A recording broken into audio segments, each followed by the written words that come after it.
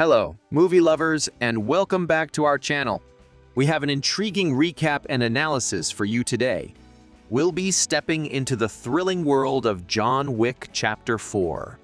Get ready for a roller coaster ride via this John Wick installment filled with excitement. Spoilers ahead.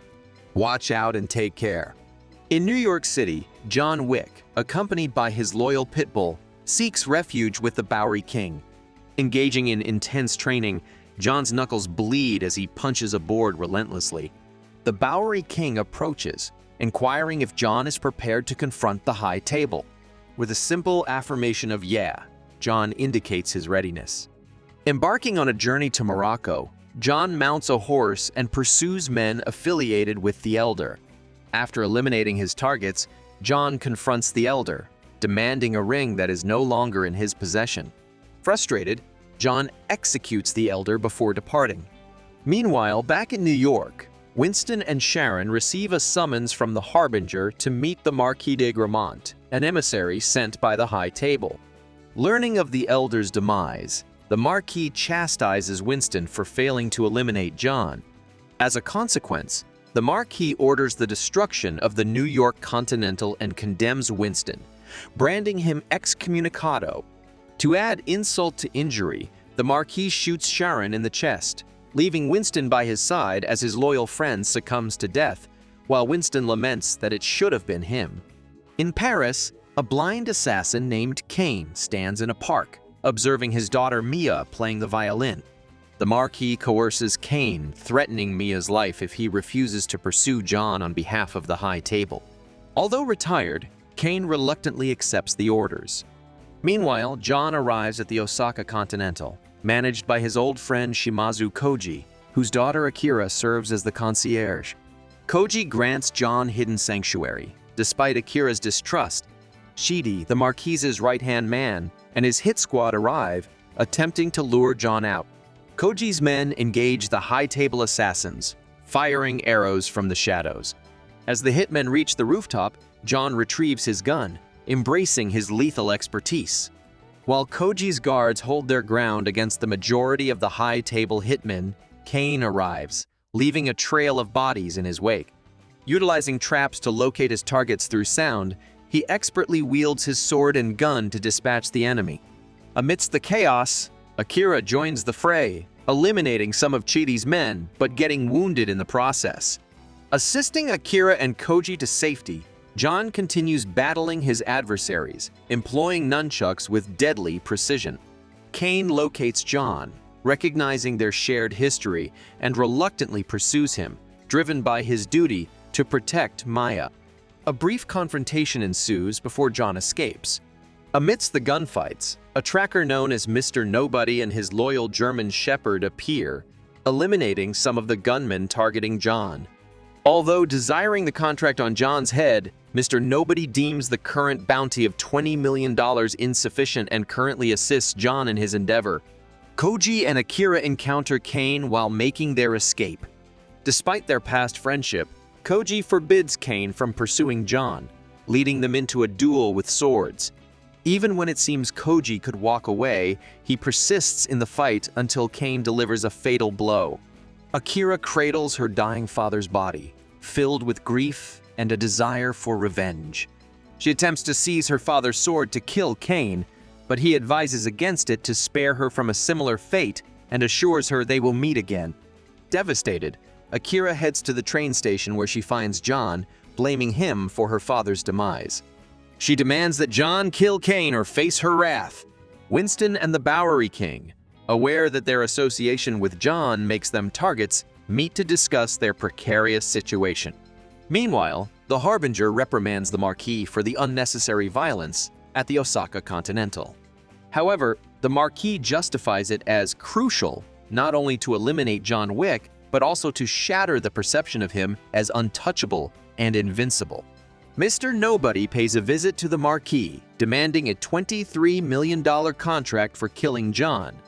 In a test of Mr. Nobody's resolve, the Marquis impales his hand, forcing him to choose between pulling out the knife or his ambitions.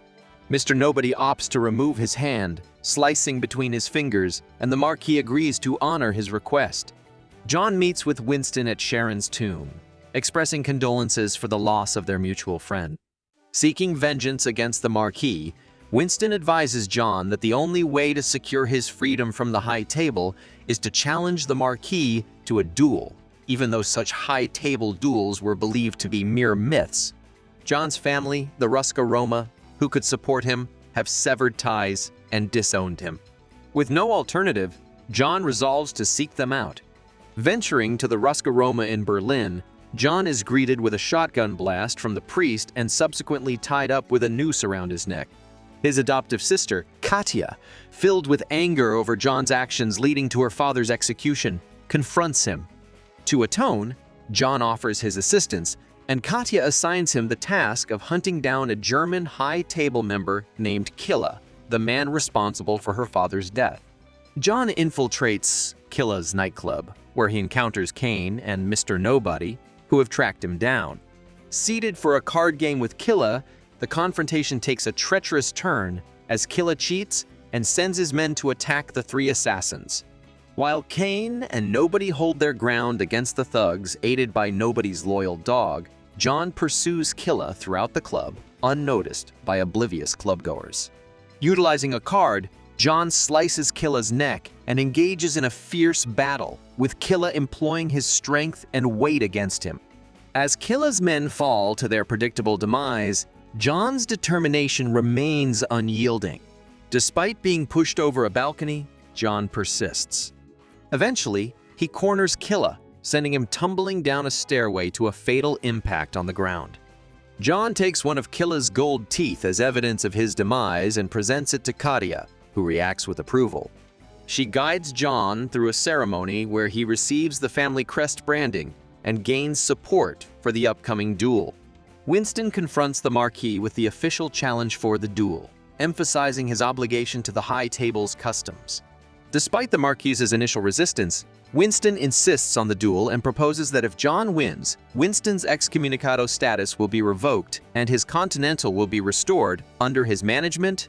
However, the Marquis warns Winston that as John's second, his fate will be tied to John's. John meets with the Marquis in the presence of the Harbinger to discuss the terms of the duel. They agree to meet at sunrise at the Sacre Coeur in Paris, engaging in a gun duel. Failure to appear before the deadline will result in automatic forfeiture and execution. Kane, serving as the Marquis' second, is granted freedom for himself and his daughter if he succeeds in killing John. John visits a church to pay tribute to his late wife, Helen.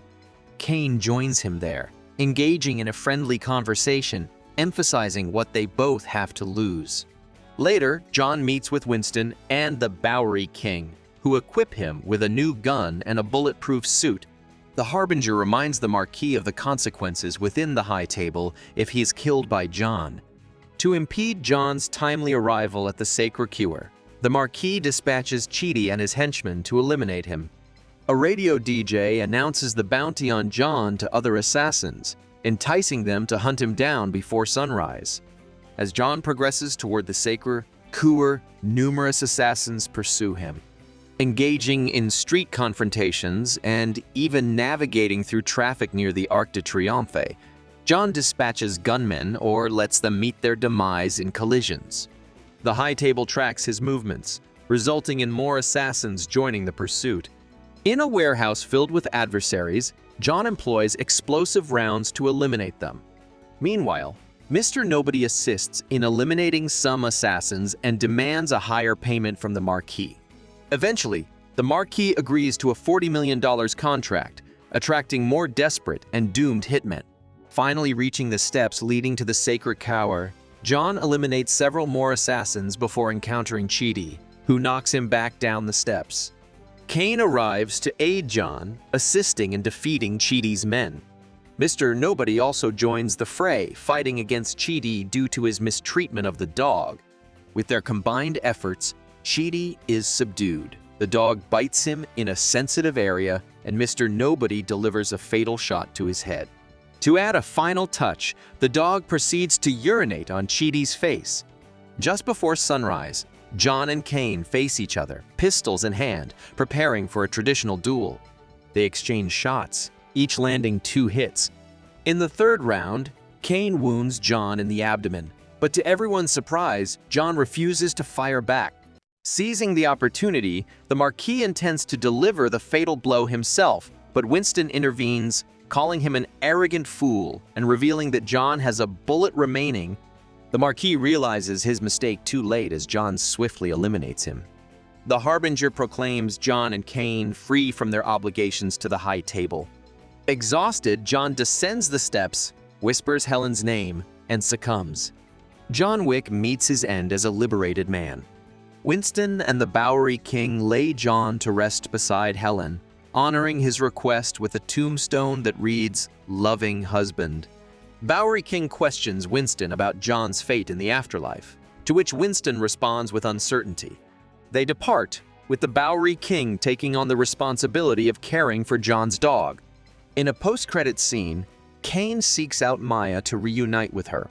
As he approaches, Akira emerges, ready to exact her revenge. And there you have it, an in-depth exploration of John Wick Chapter 4. As we wrap up, we'd love to hear your thoughts in the comments below. Thank you for watching. Don't forget to smash that like button, subscribe to our channel, and hit that notification bell so you never miss out on exciting movie recaps like this one. Do you want to keep the entertainment going? Check out this related video to see more of this, and I look forward to seeing you in the next video.